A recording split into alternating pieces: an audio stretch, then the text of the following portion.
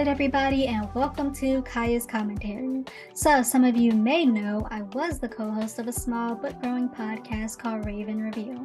While we made it through our season 1, despite a few technical difficulties and schedule mishaps, unfortunately, going forward, our schedules just weren't compatible enough to do a season 2 in the near future. So, with regret, we had to dissolve it. However, I still kind of want to keep going with the podcast, so I'm trying something different. I'm turning my YouTube page, Kaya's Commentary, into a podcast. So this will be a podcast that offers commentary on pop culture topics, real world issues, anything in between, and maybe even some advice every now and then. So before we get down to it, you can follow me on Instagram, Twitter, and TikTok at kaya.r.pennington, and you can follow Kaya's Commentary on Instagram, Twitter, and TikTok at Kaya's Commentary. Also, be sure to check out some of the other videos I have on this channel. They're pretty entertaining.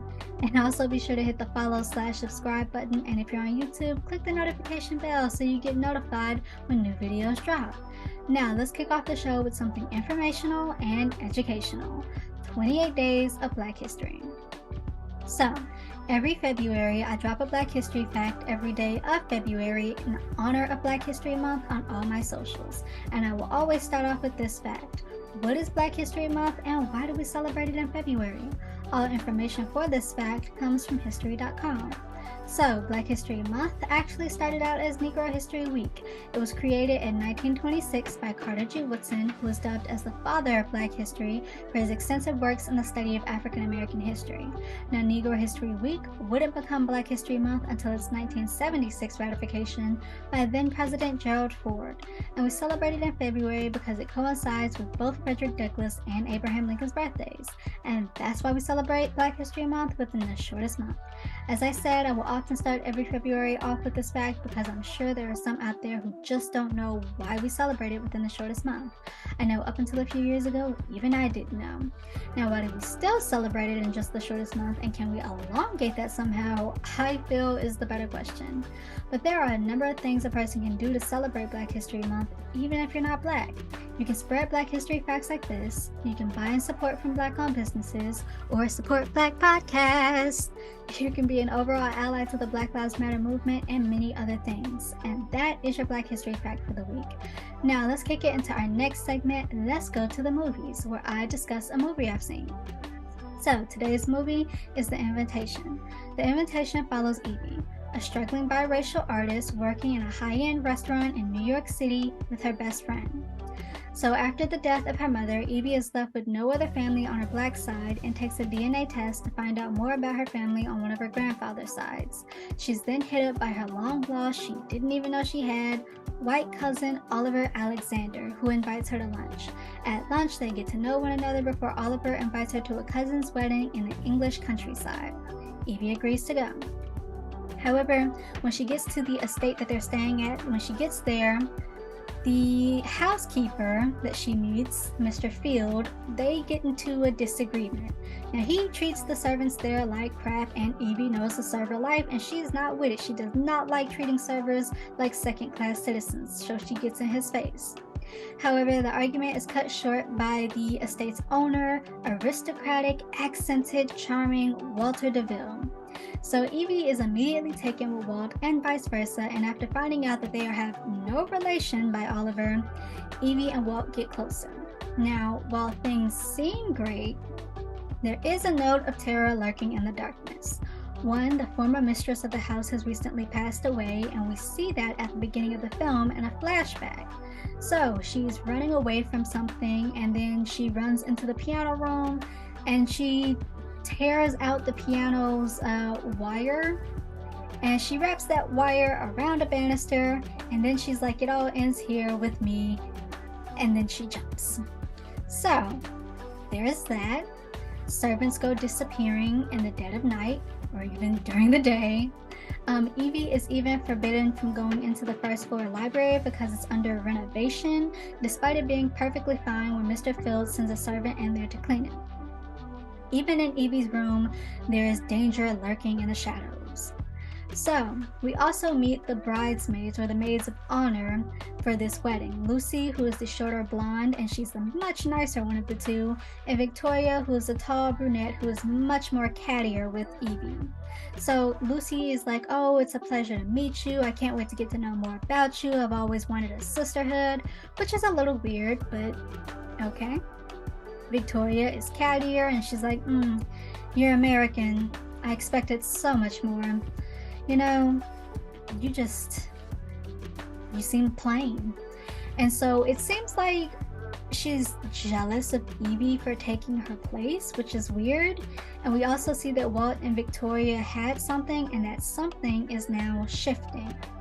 So as the wedding festivities continue, we continue to see no glimpse of the bride or the groom, which is something else that I need to mention that's kind of weird. That in itself is weird, but also Evie mentions the bride and she's like, oh, so how do you two know the bride? And Lucy is like, what are you talking about? And then Cecilia is the bride. So Evie is like, Cecilia? And Lucy is like, oh, Cece, yeah, her, you know. So that's another weird thing to be on the lookout for. So, as the wedding festivities continue, there's a spa day that Evie attends with Lucy and Victoria, and we continue to see Victoria be catty at Evie, which then causes Evie to storm out. So Evie then makes her way to the Forbidden Library, where she finds out that Walt actually had a file on her. So she rushes to her room to pack. And Walt finds her and he's like, yo, what are you doing? She's like, I am leaving. He's like, why? Does Victoria continue to be catty to you? I don't care about Victoria. What is this that you have on me? So they have an argument, and Walt is like, I just wanted to know a few things about you before I let you stay under my roof, and I was trying to make sure you weren't an opportunist, which is wild to me. That might sound logical, but to me that's wild because Oliver, the cousin, reached out to Evie. All Evie did was upload her profile on a DNA site. Walt reached out to her and was like, actually, we're family. So that's weird to me. Anyway, Walt is able to talk Evie out of leaving, and then they do the deed. And this is a little while into the film, and they got pretty close and whatever. So they do the deed. Which, side note, after they're, it's the after scene, and we see them all laid up together. The shot of this is very high. Like, it's a bird's eye view shot, and it didn't need to be. Like, they were clearly trying to show off that man's abs, which, okay, sure. Okay, because they were nice. Okay. But, like, it didn't need to be. Anyway, so they laid up together, and Walt is like, you know what? There should be 2 marriages here. We should get married too. And Evie is like, nah, you high on sex, my guy. Be for real. And so he's like, nah, come on, let's get married. And so jokingly, Evie agrees. And then we get to the rehearsal wedding dinner where we still see no glimpse of the bride or groom. And so Evie asks again, she's like, where's the bride, where's the groom? So Walt stands up to make a toast and he's like, cheers to my bride. No, she's like, cheers to the bride, Evie. Oh my gosh, who could have seen this coming? So after this, Mr. Fields slits a servant's throat, and then he offers that servant's drained blood to Lucy, Victoria, and Walt. So here's how this goes. There are 3 major families in this English countryside, and each offers a bride to Walt. So that's where Lucy comes from, that's where Victoria comes from, and now Evie. And so in exchange for a bride, Walt offers their family protection. And we also find out that Walt is Dracula. So there's that. So rightfully so, Evie is horrified and tries to leave, but she's unable to leave the dining room. And then Walt grabs her, which, side note, in this scene and scenes after where we find out he's a vampire, he has these long blackened claw talon nails or whatever. And it's like, how did you hide those? Because they weren't there when he was being charming. Like, they were regular nails. Are they retractable? I'm gonna say they're retractable. Because, like, where were you keeping those? But he has these long blackened claws, and so he goes to grab Evie and he's like, yo, you're embarrassing me. Stop embarrassing me. And then he turns to Lucy and Victoria and is like, get her ready. Which, another side note, that kind of made no sense to me, or should have been like a red flag to me on like for Walt, is that he's sitting at the head of the seat, and I know that this is his estate and he's hosting the wedding party, but it's like he's sitting at the head of the table in a throne-like seat, and then there's another throne-like seat beside it, and Evie takes it, that seat, and it's like, that don't seem weird to you? That would seem a little weird to me. So Walt turns to Victoria and Lucy, and he's like, get her ready. And so Lucy and Victoria take Evie to a cellar, and while Lucy tries to gently explain everything that's happening, so the lady that we see at the beginning of the film that takes herself out was Evie's grandmother. And so she got tired of killing innocents because these are wasteful vampires. They drain the whole, like, surely y'all can be like, hey, y'all can be those sensual kind of vampires that are like, hey, yo, you want to willingly give me some of your blood every now and then and I'll take care of you and all of that? But no, these vampires are wasteful. They drain the whole thing. So Evie's grandmother, she couldn't take it no more. So she took herself out, which, now, there are many things about vampire lore, okay? Many different versions. But I don't know if a hanging could take a vampire out. You drown a vampire, and then they drown and die, and then they wake up, and then they drown and die, and then they wake up, and it's a continuous cycle. Like, I don't know, like, unless, because, like, beheading, fire, and, like, a stake to the heart, and sunlight, so fire. So, unless, like, the neck, like, this, like, I don't know, y'all. Anyway, Lucy tries to gently explain this to Evie while Victoria continues to be catty towards her, and then they lock her in a coffin. Now, Evie ends up breaking out of the coffin with the help of her ladies' maids, and she actually makes it outside and pretty far before she's captured again. And so we get another scene with Walt and Evie, and this is where we find out that Walt is actually Dracula. And so I want to say this, because I think the acting of this film was actually pretty decent. I really do. And especially like after Walt is no longer charming, I really think that's a decent interpretation of a condescending vampire villain, because he's like, yo, you're really being ungrateful right now, and I really don't appreciate it because I'm really giving you a leg up. After the background you come from, I am really giving you a leg up. So you really should be grateful. And she's like, no. He's like, well, you already agreed to marry me. And she's like, you tricked me. Well, fortunately for me, the fine print doesn't matter. Like, I think it was actually a pretty decent portrayal of a condescending villainous vampire. But they had that little spat, and then she passes back out when Walt is feeding on one of the servants, and then she wakes up and she's in a wedding dress and presumably has agreed to be his bride. And so there is a blood sharing ritual at this bride. Evie takes Walt's blood and she gets to share in his strength. He takes her blood and she is given eternal life and bound to Lucy, Victoria, and Walt for eternity, for as long as he lives anyway. But so Evie takes Walt's blood, but before Walt can take Evie's blood, she goes up to the sacrificial servant that they were going to sacrifice, because wasteful vampires, so they have to kill the whole thing. Couldn't just offer her a cup of blood. Anyway, she goes up to her like she's about to kill the servant, but then she knocks over a whole bunch of candles and sets the estate to blaze and sets the servant free. And then she impales Walt, but it doesn't really take, but it does significantly age him. And then she runs with the she runs with the servant. And then Victoria catches up to her, and they have a little scuffle fight before Lucy comes in and actually helps Evie and is like, Victoria, it's enough, we're done. And so Victoria and Lucy have a fight before Lucy impales both herself and Victoria onto a spear, and they die. Then Evie has a fight with Mr. Field, who she quickly kills. And then she has one final battle with Walt.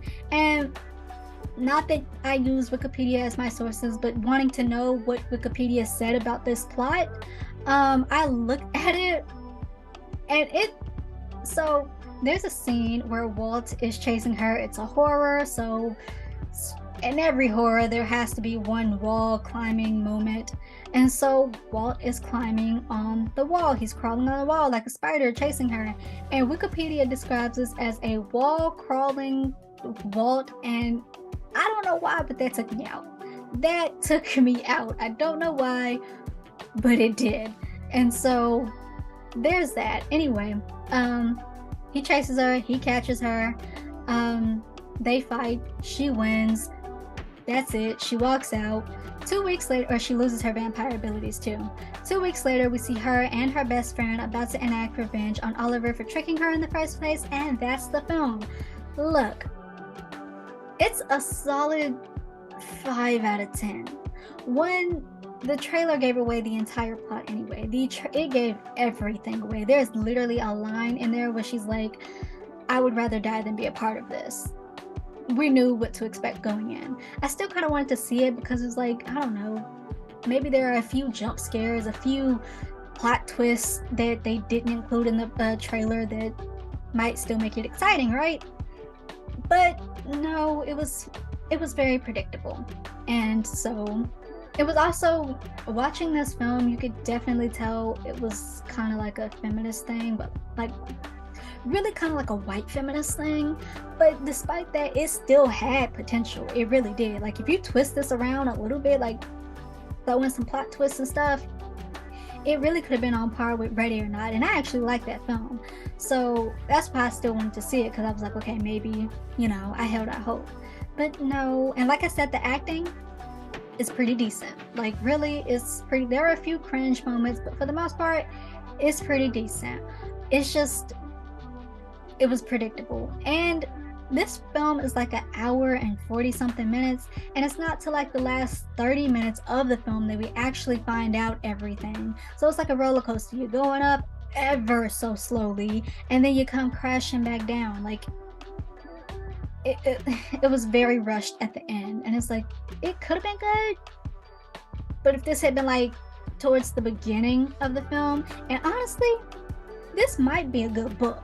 This might be a great book, especially if this is at the beginning.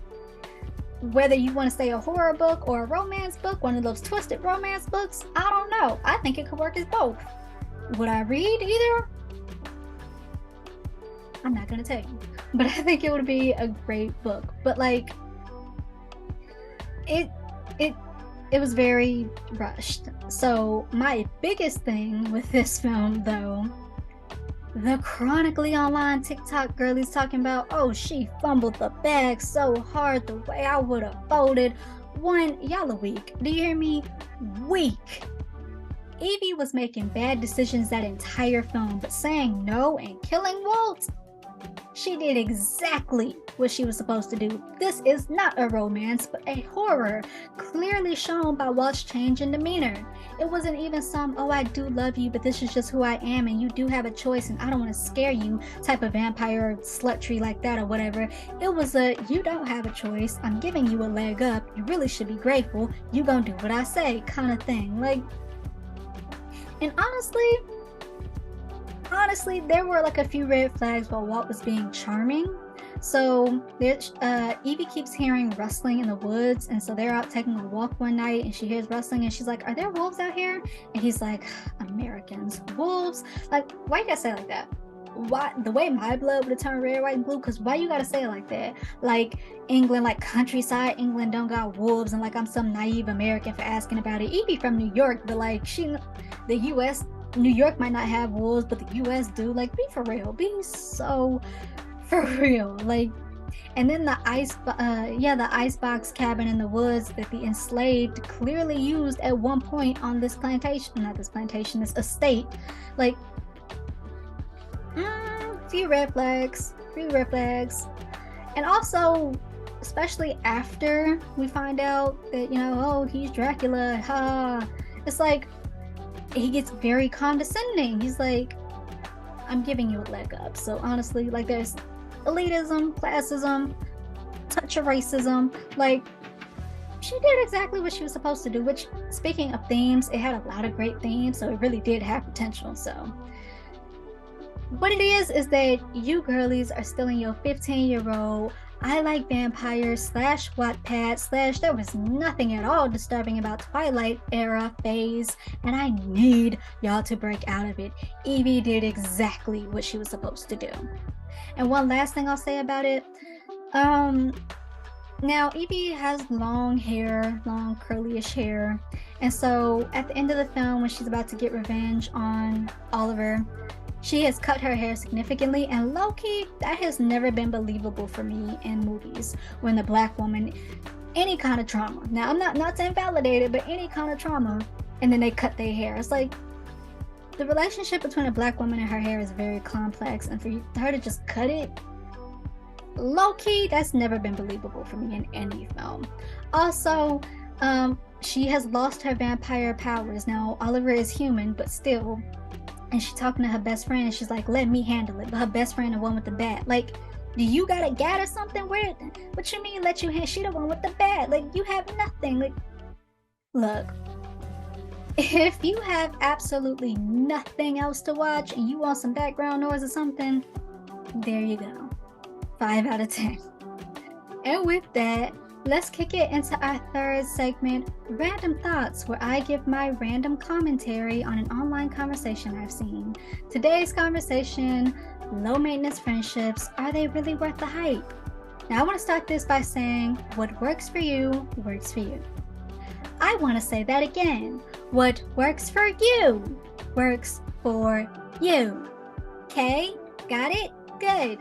All right. With that said, I keep seeing what has to be chronically online people talking about, oh, I haven't seen / spoken to my bestie, friend, whatever, what have you, in 6 months, 12 months, 2 years. But you know what? That's just our low maintenance friendship, and that's adulting, and y'all are just needy talking about you gotta talk to your friend every month or so. Y'all are needy. This is what a low maintenance friendship act, and it's like, shut up.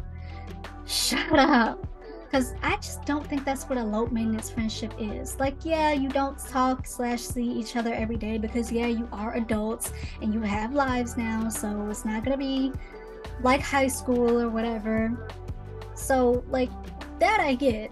I would consider that kind of stuff low maintenance friendship. Like, 6 months, 12 months, 2 years, y'all are tripping.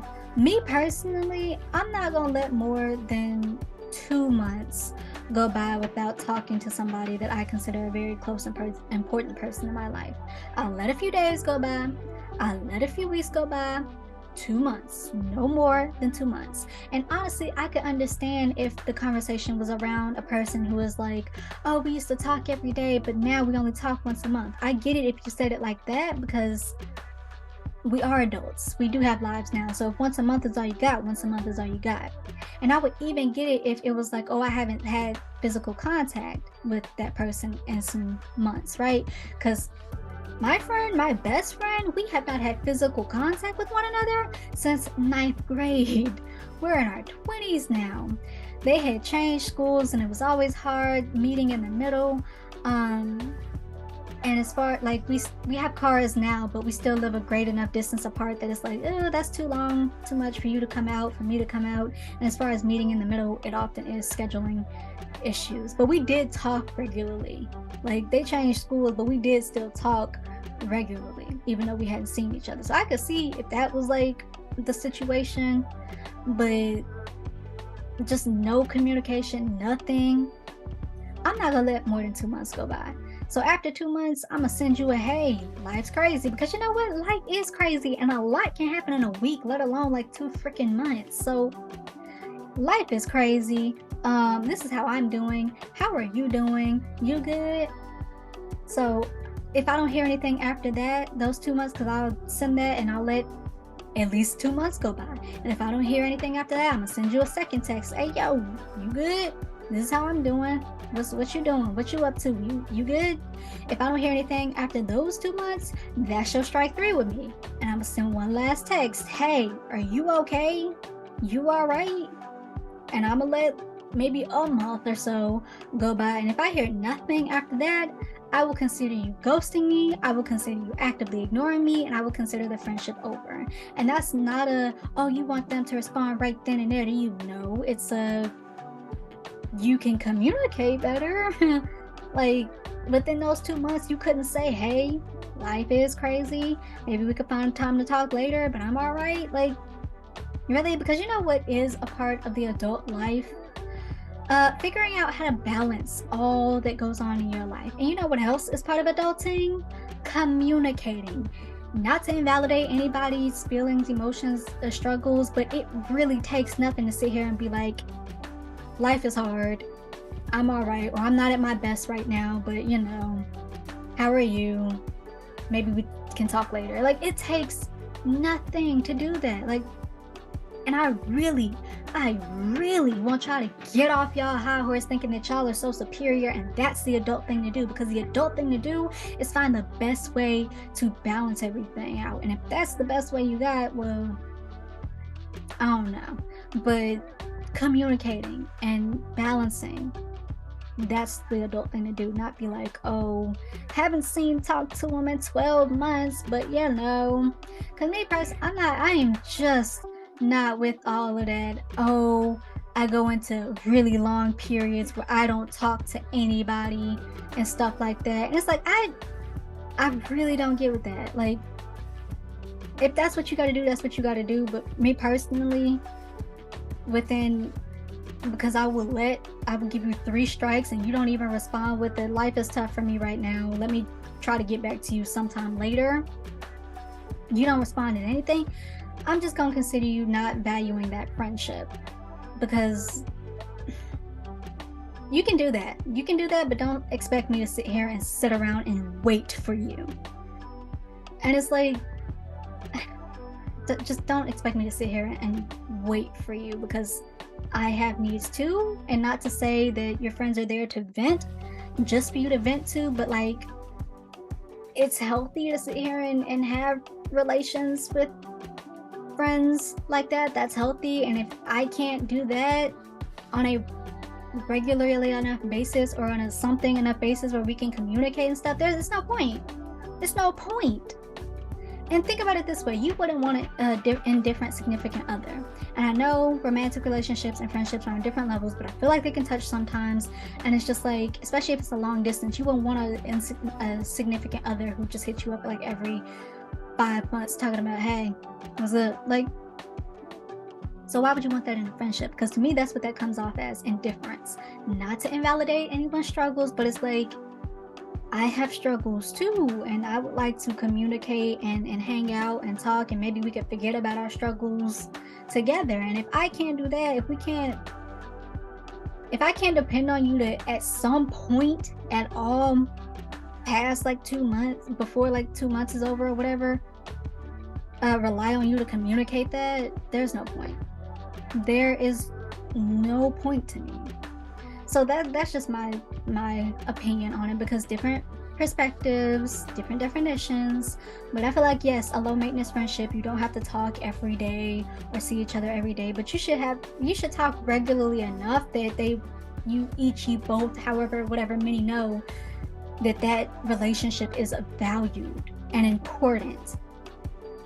Like, you drop in and out on me, don't bother coming back, because like, it's just,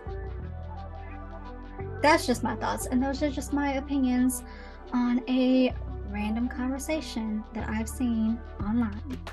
And with that, let's kick it into our 4th segment, Book Icks, where I talk about anything in a book that gives me the ick. Today's Book Ick: terrible descriptions, and that's the best way I can describe it. And I see the irony. You can't even describe a bad description, but like, so you're reading the description of a book, right? And in that description, it's like, the hot hunky neighbor, and it's like, hot hunky, I know they have different definitions, but like, I don't feel like those 2 words need to be together. I really don't. Or the curvy, sassy, take no lip, and it's like, I didn't need that, because I'm going to assume that they're attractive people anyway. So you could, like, okay, yeah, the hot guy next door, the pretty lady down the street, sure. But like, all of that, like, adjectives, adverbs, and stuff, is like, why don't you just save that for like the actual book when you're describing what the character sees in them? Because to me, all of that is just not needed. oh, you gonna call me daddy in a minute because I'm a domineering type of man. I'm ruthless. I know no bounds.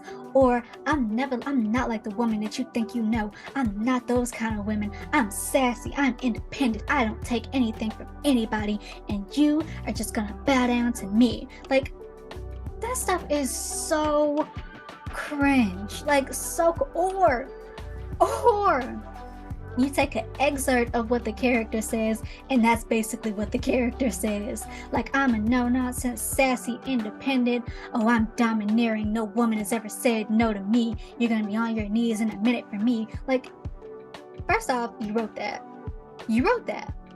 And then you edited it. And then you had people edit it for you. And you still took that out because you wanted that to be the highlight of what people take away from your book to want to read your book.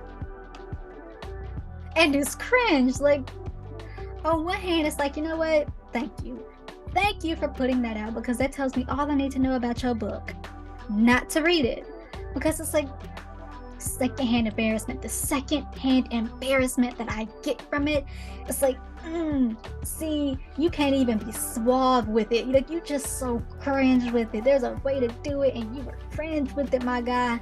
And it's like, And then on the other hand, it's like, low-key wish you had let me waste my time in reading this book, because there would be some days where I am really in a book rut and I want a new book to read. I want to reread an old book that I've already read. I want to read a new book. And so honestly, if the feeling of I want a new book to read is that strong, I might try my best to look past that and continue reading.